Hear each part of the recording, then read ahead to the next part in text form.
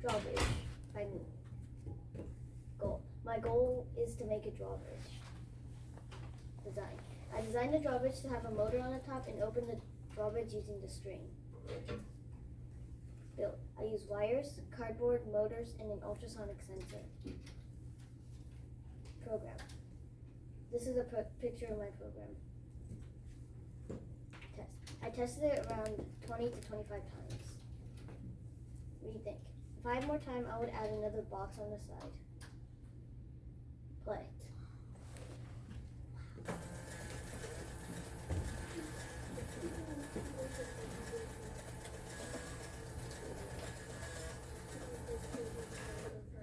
Okay, can you explain to us what happened? The string pulled on the drawbridge door to make it go up, and I didn't really make a program to make it go down.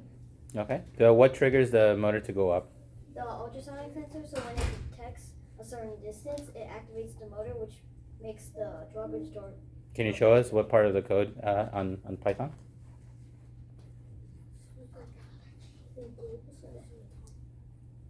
So